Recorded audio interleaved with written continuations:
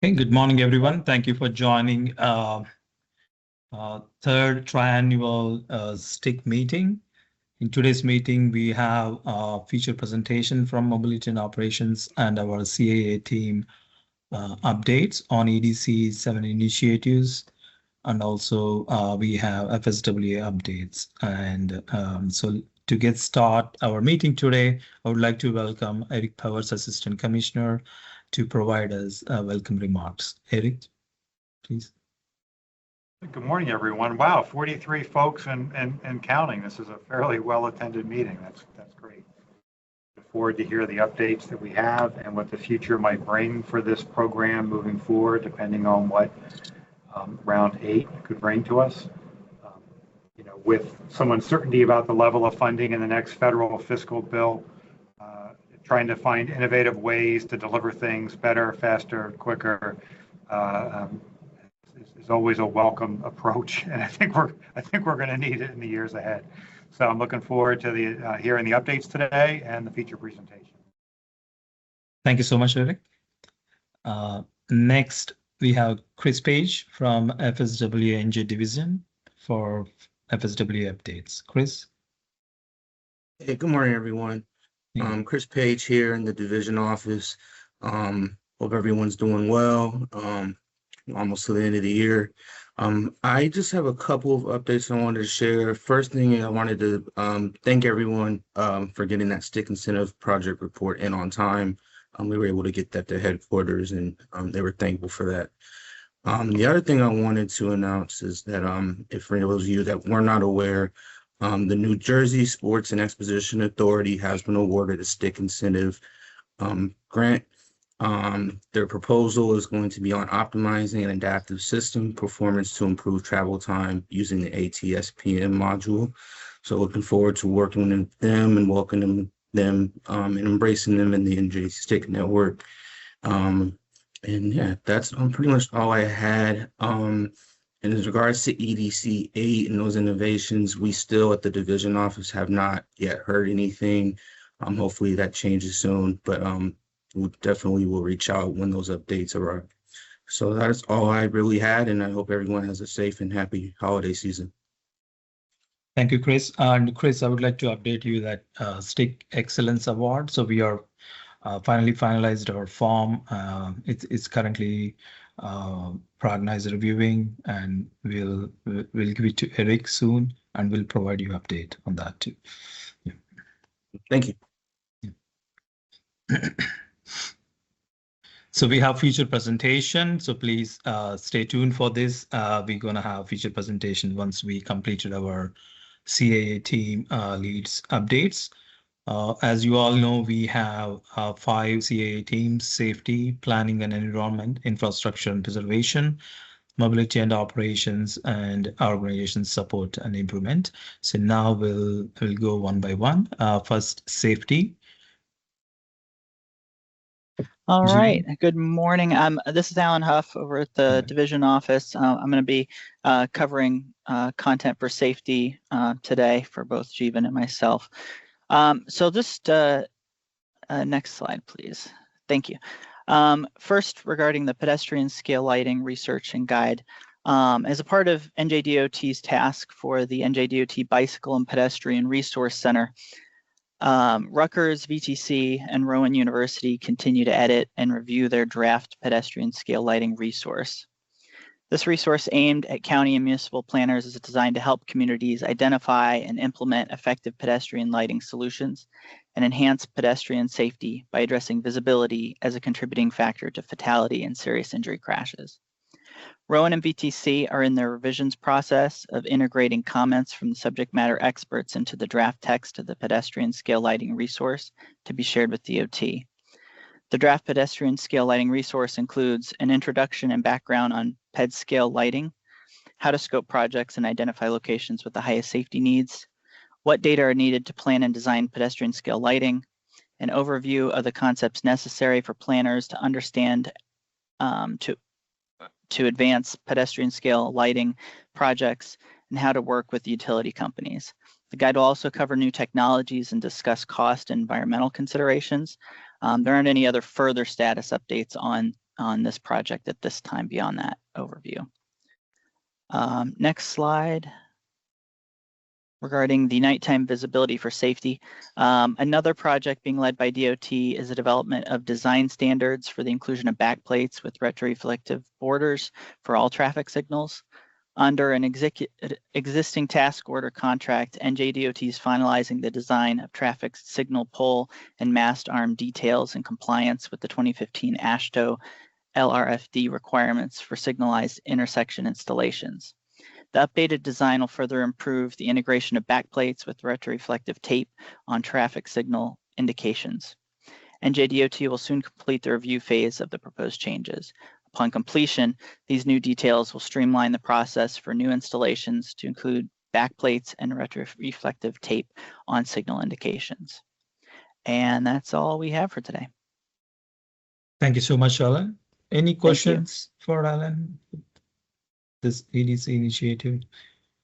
So please type your questions on chat also. So we'll try to address as many as possible.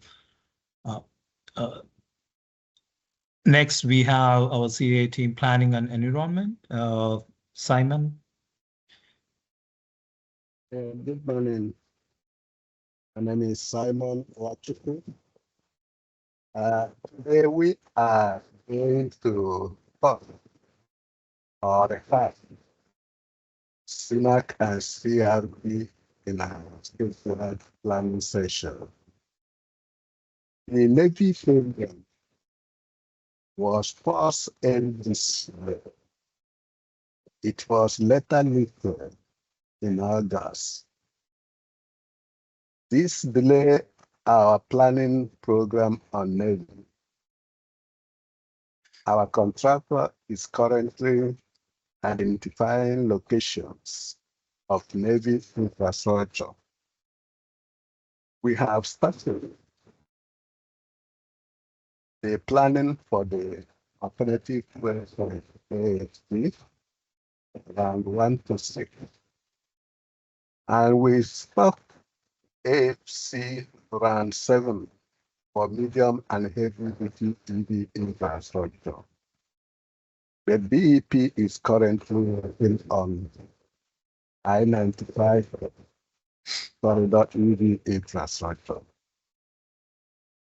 As we discussed last week, congestion mitigation air quality scheme is a federally administered program designed to fund projects that mitigate congestion, reduce emissions, and improve air quality in designated non-attainment areas. While carbon reduction program is a targeted initiative aimed at systematically reducing carbon emission in the transportation sector through the deployment of sustainable technologies and low carbon solutions. Core innovative area objective will show how New Jersey and the federal climate action go drive transformational change and enhance climate resilience. Next slide, please.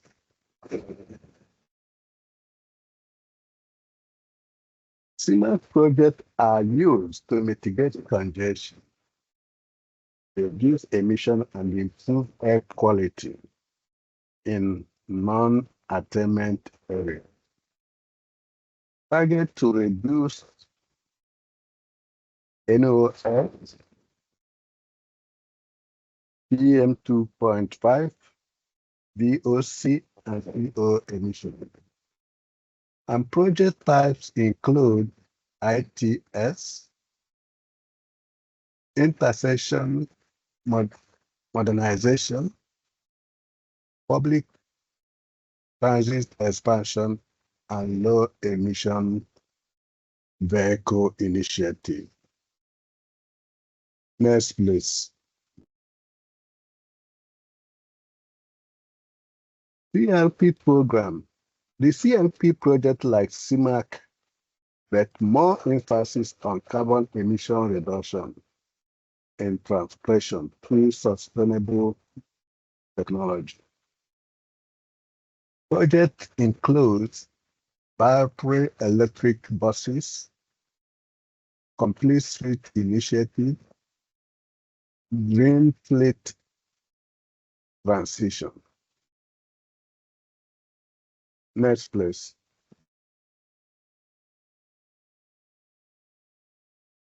On the target development and new project approval, we collaborate with the state DOT, MPOs, local municipalities, transit agencies, private sectors, partners for coordinated delivery to identify projects as shown the following. This is included intelligent transportation system for real-time traffic management and congestion alleviation. Other projects are as shown below.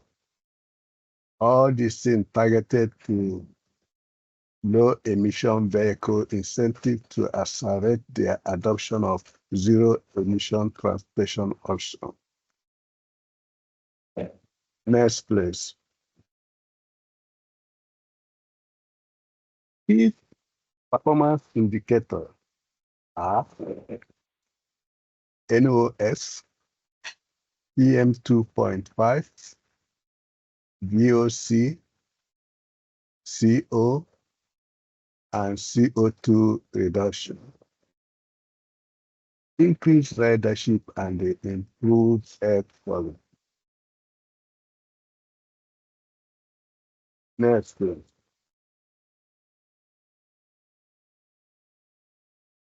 Scaling sustainable mobility initiative. We will continue our key innovation areas, including electrification and zero emission vehicle, mass transit, active transportation to reduce SOD use, smart traffic management, such as signal optimization,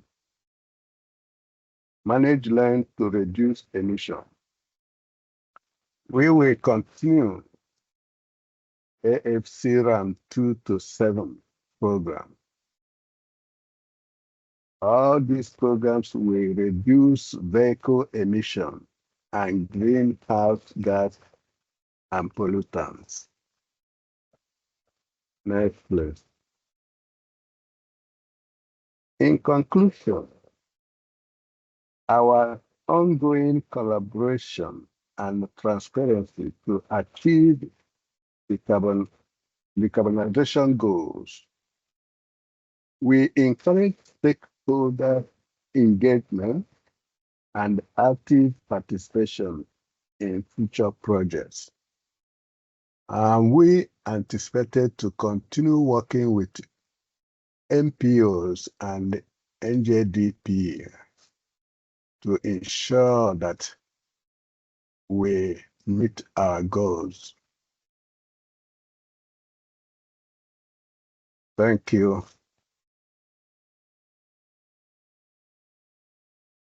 Thank you, Simon. Any questions for Simon's team? If not, so let's move on to the next CIA team update, infrastructure preservation. Bob Signora. Good morning. Good morning. This morning I'm going to share with you what the team is currently working on. Next slide, please. So since the last update, there were 2 additional bridge projects that were awarded to construction. The team currently is supporting Those two efforts, along with the original project that they have been that was awarded previously, which was the North Mun Avenue Bridge project over 280. And the team is working with construction to provide support and the materials that are used. Next. Right now, the team is currently conducting a workshop on the fundamentals of internal curing. That's going to be held next month, January of 2026. After that, they're going to conduct hands-on training sessions for regional material engineers and technicians, and they plan on doing that in February of 2026. In addition, they're incorporating the HPIC specifications into existing projects in the design phase. Next, please. In the next quarter, the team's going to monitor the construction of HPIC casting on trail slabs for the North Mun Avenue project, along with verifying concrete testing for the two other projects. So that's where they are, where they're going, and where they're going to be going next. Next slide, please.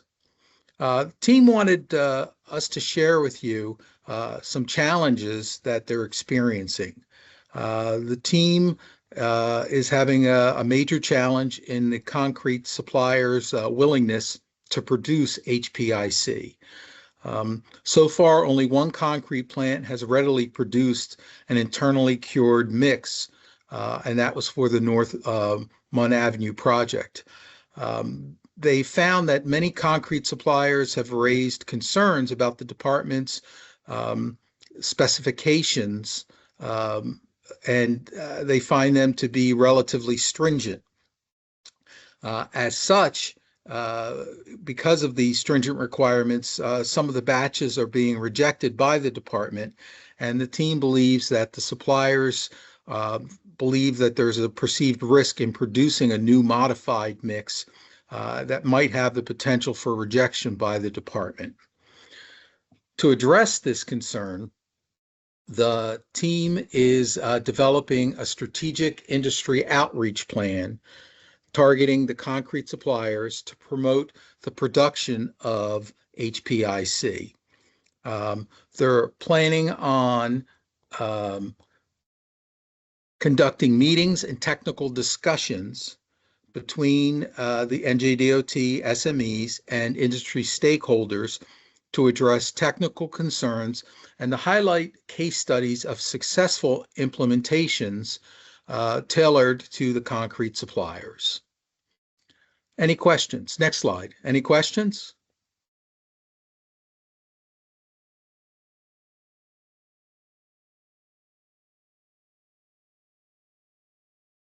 Comments, thoughts, feedback?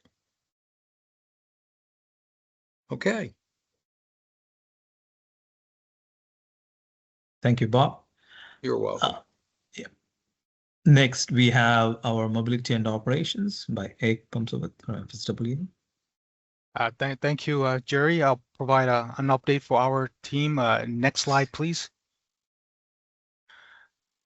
I will provide a recap of the program.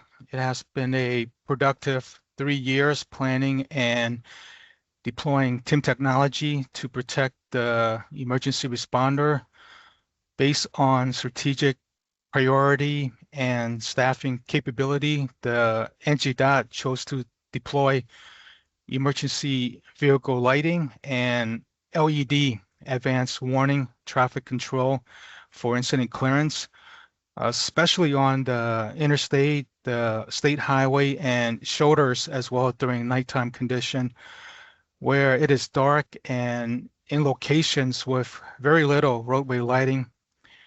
It has made a difference to improve the visibility, reducing the injury risk for the emergency responder working near live traffic. The NJDOT continued to use crowdsourced data especially connected vehicle, GPS probe data. DriveWise currently provide real-time alerts for truck drivers through the in-cab device, warning of unexpected slowdown caused by incidents and helping to prevent secondary crashes. Would also like to thank Vantana and her team, especially Tom, Kim, Constantino, and Osvaldo for providing the leadership, the SME support, guidance, and nudging things along to complete the implementation. So greatly appreciated. Most of the activities has been institutionalized. The deployments are considered strategic activities that support the departments and NJDOT, ITS, and mobility goals. Activities have dedicated annual funding. The TIM training is designed to teach the emergency responder best practice for a safe, coordinated crash response, quick scene clearance, and also improve communication.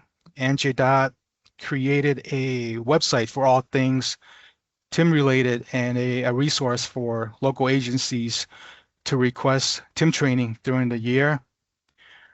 It also supports a safe system approach from improving the quality of life for the crash victims by quickly transporting them to the hospital, the TIM training, along with providing the real-time incident notification to enhance EMS situational awareness and improve emergency vehicle lighting at the incident scene, all support the safe system approach for post-crash care.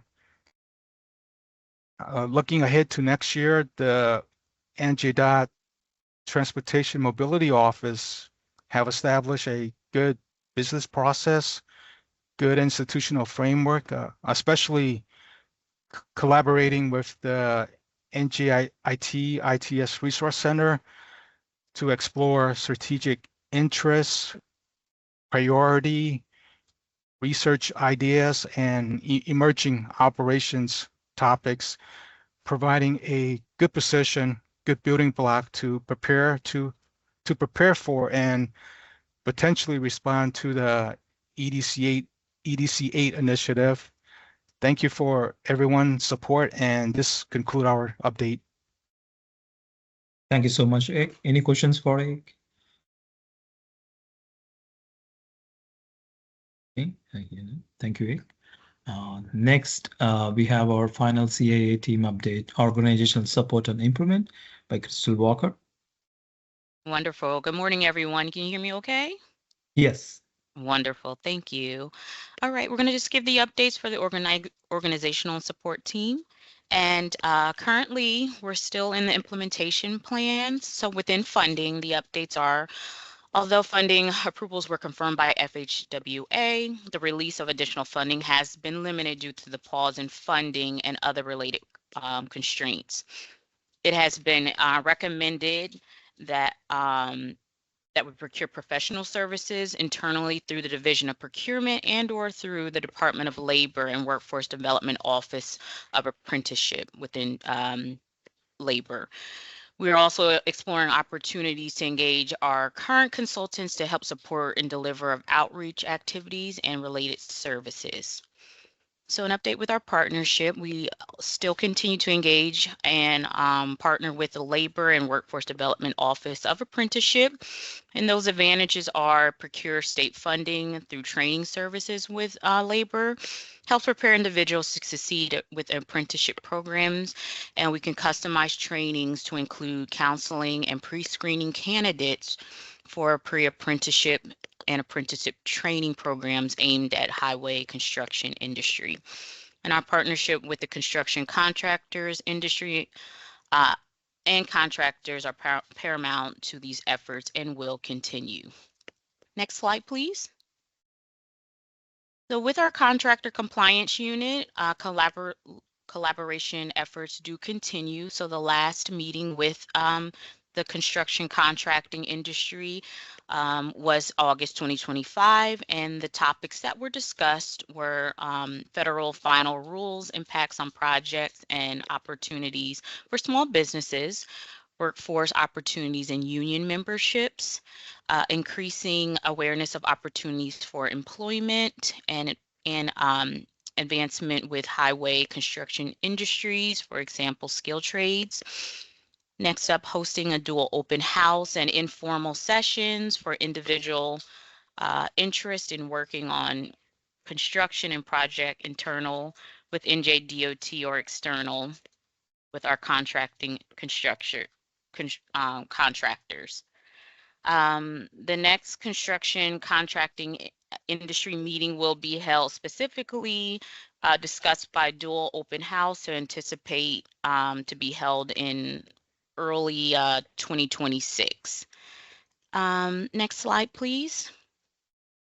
So that is all with our current updates. Does anyone have any questions?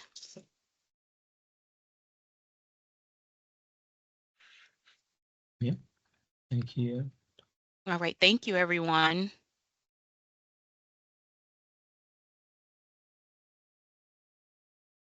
That's the conclusion of our CAA team. So if you have any questions for CAA teams, please feel free to put it in the chat box or email us, so we'll get back to you as soon as possible. Thank you again for all our CAA team members for their updates.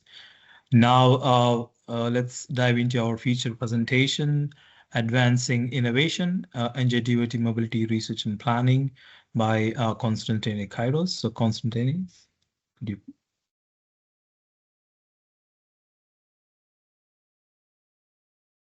Yep. So is this going up on your screen or do I share my screen? It's gonna be going on my screen. Yeah, that will be easy. You can just tell me. Okay. Yeah. So everybody can see and hear me, I'm assuming. So, yep. Good morning, everybody. My name is Konstantinos Kyros, and in this presentation, we're going to be exploring the groundbreaking pilot programs and the cutting-edge technologies that we are implementing here at the Mobility Research and Planning Unit. These initiatives are representing years of innovation and collaboration, and I'm excited to share how they are shaping the future of mobility in the state of New Jersey. And yeah, I'll stick with this slide. So the first pilot program we're going to explore today is called the Weather Savvy Roads program. And the objective of this project is to deploy IoT and connected vehicle technologies on several different DOT vehicles to assist in the road weather management. So the system basically works by having IoT sensors collect road weather data in real time, and that as these vehicles traverse the state in their day-to-day operations. And then as this data is collected, it's visualized on both an in-cab tablet and an online portal.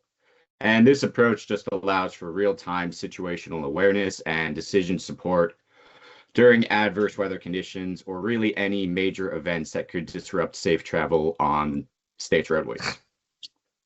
Next slide, please.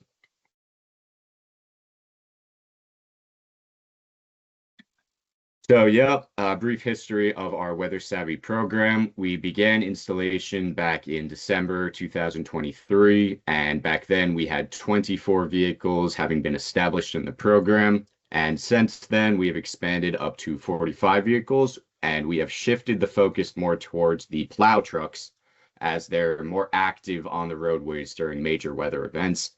And we do this because then we can collect more data and make better data-driven decisions.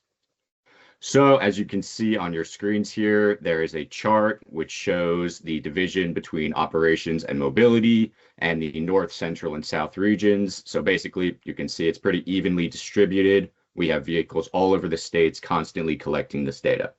And the vehicles that we cover are the SSP trucks, our IMERT trucks, and of course the plow trucks. Yep, next slide, please. So here on your screen, you can see the system we utilize is the Vaisala MD30 road weather sensor, which itself can be separated into 3 aptly named sensors. You have the road surface state sensor, you have the road surface temperature sensor, and you have the air temperature and humidity sensor. And on the top of your screen here, you can see how we separate it and install it on our plow trucks. Yep, next slide, please. So this slide just shows you a little bit what the system looks like internally. So this is an iMERT vehicle, and this is what you have installed. You've got a tablet, keyboard. You also have a Vaisala MD30 router and a road-facing camera. And this equipment is just providing real-time preventative measures, which help us at the DOT create a safer driving experience in inclement weather conditions. And it helps us to basically see which roads need to be treated and or closed at any given time. And as you can see here on the screen, you've got the tablet setup. So this is what, again, they're seeing in cab. They're able to see the air temperature, the road temperature, the surface conditions, and the grip on the road. Okay, next slide, please. So yeah, some recent improvements we've made to the Weather Savvy program. Previously, the components of the system were installed on the floor of the cab underneath the seats. And what we realized with this is that the components were susceptible to damage from water, dirt, or just miscellaneous items knocking around the cabin. So what we did to rectify this issue is we began installing the components inside a junction box with a plexiglass lid to essentially seal it off from that water, dirt, debris, miscellaneous items that could impact the electronics of the system. Okay, next slide. Yeah, so the biggest Weather Savvy improvement we have made recently is we essentially rewired the system. And in this rewiring, we spliced the data feed between the tablets and the modem, which allows for a direct data feed and a secondary feed to the tablets. So this rewiring essentially bypasses the tablet and allows the sensors that are collecting the data to then transmit that directly to our system. And this rewiring just prevents the loss of data while bypassing the possible point of failure, which were the tablets. Next slide, please. So yeah, so I was talking about the portal before. This slide is just going to provide a basic overview of the Weather Savvy portal. So the portal provides basically a view of all the trucks that are enrolled in the program in like a drop-down select format. And as you can see on your screens here, each vehicle is represented with a little circle, and that circle is either going to reflect red or green. I'm sure everybody understands this. Red is going to mean that the vehicle is not currently active or reporting data, and green means that the vehicle is turned on, active, and actually collecting the data that we need for the program. And the portal also gives insights into the same data points as the in-cab tablet. So you can see on the right side of your screen, I guess, you've got road temperature, you've got air temperature, you have the road condition, but it also expands here on the portal to you've got dew point, frost point, and you have the amount of precipitation on the roadway, whether that be water, snow, or ice. And you're also provided the relative humidity. Okay, next slide, please. So as you probably noticed in that last slide there, the Weather Savvy system is equipped with a camera. This is an outward-facing camera only. I want to emphasize that this camera never records data. It never records anything. It's just there for a live view so we can see the actual road conditions all over the state, but it's not recording anything. And there's absolutely no microphone equipped at all. So there's no audio whatsoever. It's just a visual overview. And also the cameras that we have installed in the cabs right now are either a bullet camera or a dome camera. And something we realized with the bullet cameras is that they were experiencing sort of instability. So they could sometimes fall down, and then we would not be able to view the road as intended. So we are planning to transition all of the bullet cameras to the new dome cameras. And the dome camera is the one that you can see on your screen here. And that about wraps it up for Weather Savvy. So we're going to move on to Groundcast now. So, so Groundcast is a new generation of weather sensor. It's again in the pilot deployment stage. This sensor is cool because it's wireless. There's no cables needed, no external power source needed. It's essentially all confined to this little cylinder you see here on your screen. So it has an internal battery which can last approximately 3 years. And once installed, it begins transmitting data through cellular communication. And then that data is visualized on our Weather Savvy portal. And the installation of these Groundcast devices is pretty simple. You core a hole, you implement the device, you fill it with epoxy, and you're done. Simple as that. The only thing I'd like to note about that is that we do have to close a lane during installation. But besides that, it's very straightforward. Next slide, please. So what does Groundcast actually do? It's similar to what we do with our Weather Savvy. It measures the surface temperature, it can measure the surface state, so whether it's dry or not dry, and it can measure the amount of treatment material on a road surface. It can also measure temperatures at both -6 centimeters and -30 centimeters. And of course, I say that because the device is installed underneath the roadway, so that's why it would be negative reading. Okay, next slide, please. So this slide provides an overview of where Groundcast has been installed in the state so far. So you've got 4 locations, the first one being New Jersey 29 going westbound at mile marker 0.4. You've also got one at New Jersey 12 eastbound at mile marker 1.5, one at New Jersey 23 northbound at mile marker 47.7, and finally one on I-295 north at mile marker 57.6. And the picture that you see on your screen there, the little outline of New Jersey with these little thermometers, essentially, that's actually a direct snippet from the Weather Savvy portal, as we have integrated Groundcast into our Weather Savvy portal to increase the veracity of the data to improve road weather accuracy. And yeah, that about does it for the weather sensing technologies. So now we can move on to the truck parking technologies. So yeah, so our truck parking pilot, we began this back in 2021 at the Harding Rest area in, of course, Harding, New Jersey. And since then, we've expanded the project to Carney's Point in the summer of 2023. And very recently, I think it was December 4th of 2025 this year, we have begun the installation of these sensors at the Knowlton Rest area along I-80. And the purpose of this pilot is to provide truck drivers with the necessary information on available parking spaces at public rest areas in the state to prevent illegal and dangerous parking practices. Like I'm sure all of you have seen trucks parked on entrance and exit ramps and double parked on the shoulders of highways. That's what we're essentially trying to prevent or at least minimize.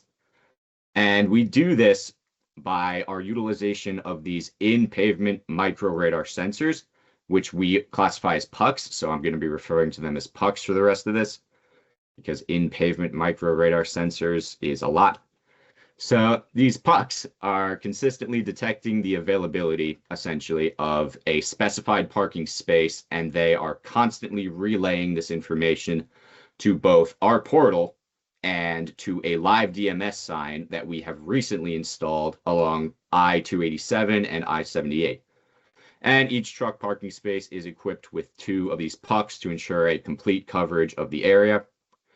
And on the top left of your screen, just to draw your attention to that, that is what the portal view can look like. And you can see it is separated between green and red rectangles. The red rectangles represent the spaces in which trucks are currently parked, and the green rectangles represent the available spaces. Yep, next slide, please. So this slide, I'm going to go through pretty quick. It's just an overview of what's installed at the Harding truck rest area.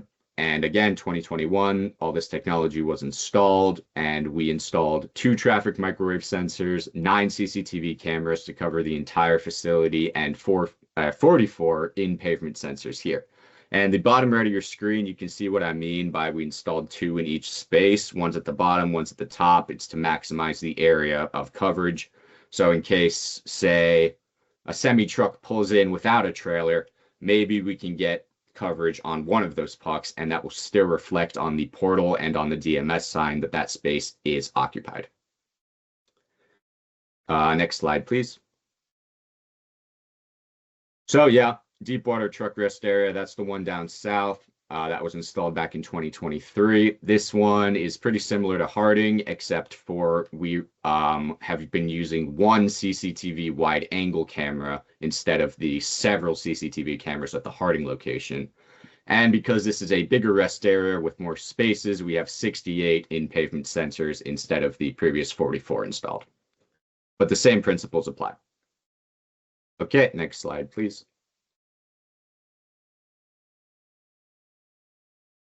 Okay, so yeah, I was talking about Knowlton before. This is the one that's currently in the phase of being having its technology installed. Again, 2025, we're planning to install 2 traffic microwave sensors, one at the entrance and one at the exit, 4 CCTV cameras, and 46 in-pavement pucks.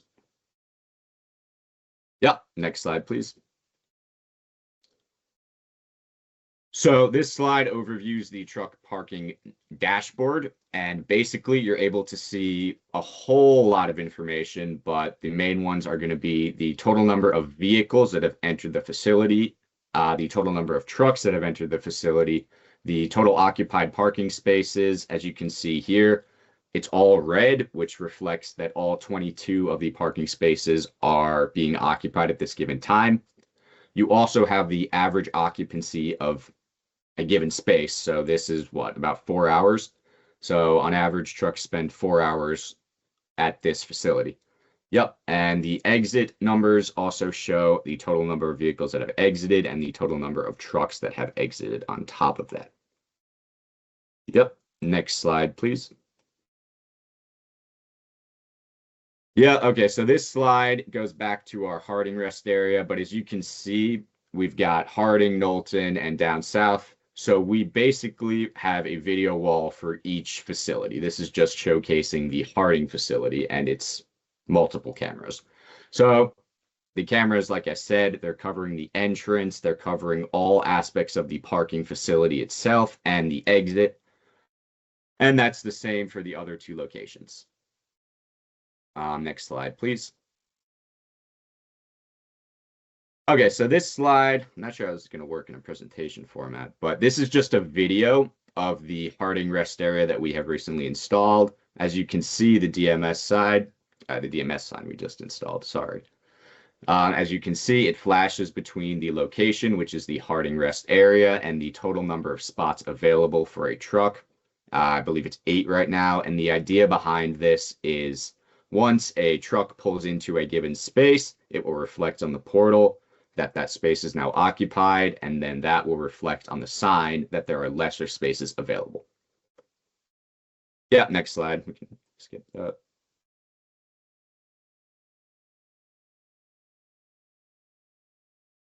Okay, so that wraps it up for the truck parking section of the presentation. Now we're going to move on to some newer technologies we've been utilizing.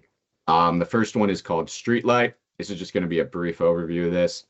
Streetlight, it's a data web platform that harnesses connected vehicles and the Internet of Things data to measure vehicles, transit, bike, and foot traffic virtually anywhere in the state. Streetlight can do a whole lot of things. It can create analyses. It can deliver metrics from your browser. The cool thing about it is that all roads in the state of New Jersey are accessible through this technology. And once you actually are within the ecosystem, you can choose different analysis types. Okay, next slide. Another technology we've been utilizing here are the Haas digital alerts. That's what it looks like, the top right of your screen. Haas has been installed in all NJDOT SSP vehicles to this date. And we use it to monitor the active status and location of the vehicles in order to provide advanced warning to motorists through third-party navigational apps about where SSPs are being deployed essentially and where they pull over and activate their sign. And we're looking to move and expand this into IMERT vehicles as well to just increase safety on our roadways. Okay, next slide. Another cool technology we've been using here is called LiDAR, and I'm sure most of you have heard about LiDAR by now, but it stands for Light Information Detection and Ranging, and it is a remote sensing technology that utilizes laser light to measure the distance between essentially the sensor and any given object. And the way it works is the LiDAR system emits pulses of laser light towards a target. The light bounces off the surface and returns to the sensor, and the system then measures the time it takes for the light to return to the sensor, and it calculates the distance to each given point. By repeating this process over and over again, it's able to build a detailed 3D model of its surroundings, and that's kind of what you can see here on your screen. You've got the little blue car emitting lots of beams of light, and as you can see, it's able to recognize the road, cars in front of it, that truck on the left there, and even trees around it. So it's a great technology. And here at the DOT, we've been using it on one SSP vehicle to monitor the compliance of the slow down and move over law. And basically, we're just counting how many vehicles are actually following that law and diverting from the right lane to a more leftward lane when they see an SSP vehicle with its lights on the shoulder of the highway.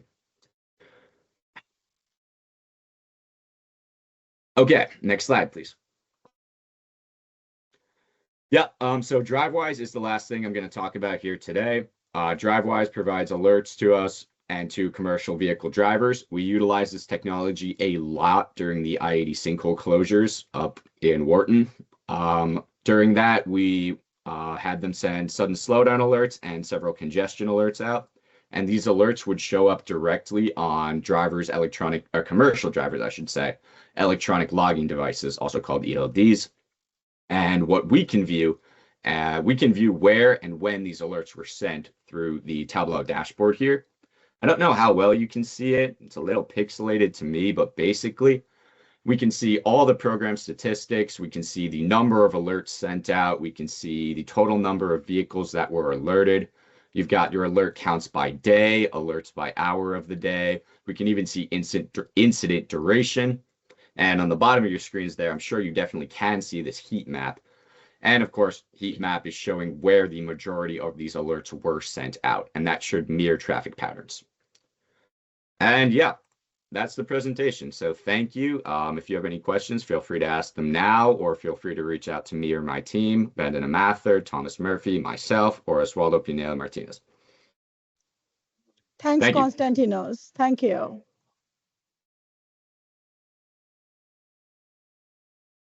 Thank you so much, Konstantinos. It's so many technologies, innovations, yeah, thank you so much. Any questions for the team here?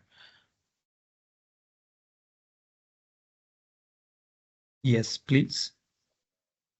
Hey, just a quick question. I wanted to know the technology that knows how many spaces exist for the trucks. Is that something that might be able to be utilized for some of our park and ride areas?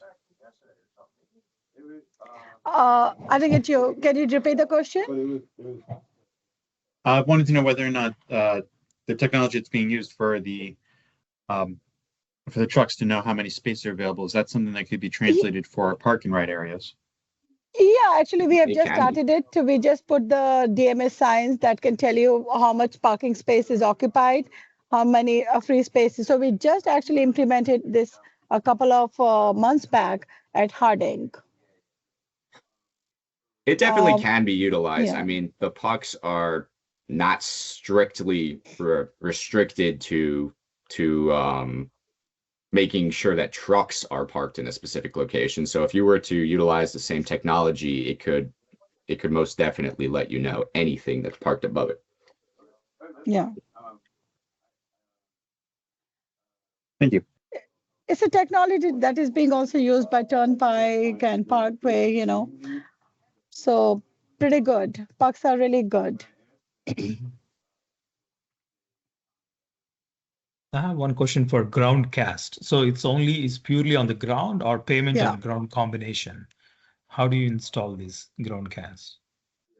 You core a hole essentially, and it's installed along the roadways, like on the shoulders of the roadways. So it's installed directly under the road essentially, and then it can measure your readings at about -6 and -30 centimeters, your temperature readings. Oh, okay. It's below the pavement level. Yeah. Yes, it's below Yeah. the pavement. Yeah, thank you.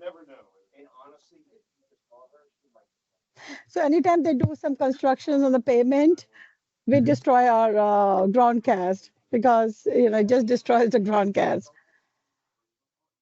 So the lifespan of that particular thing is like 3 years, as you said. 3 Yeah, years, it's about 4 3 years. years, give or Yeah. take. Yeah. Yeah, 3 to 4 years. It's a very good technology, though. Ground cast is really good to Mhm. measure the temperature. Absolutely. Well, thank you so much again for wonderful presentation, wonderful overview of the cool technologies that you guys are using. Thank you so much. With that, we Thank can you. conclude our feature presentation and few closing remarks. So next meeting in next year, we have not decided the date yet, but you will see the meeting link soon. So once we decide all the dates, I'm going to send you the meeting links. And next, we have feature presentation, planning and enrollment. Thank you so much again for all your attention for the STIC meetings and your attendance, and happy holidays. Thank you so much. Thank you. Thank you, Guri. Happy holidays. Thank you. Thank you. Happy Bye. holidays. Thank you. Happy holidays. Thank you. Thank you.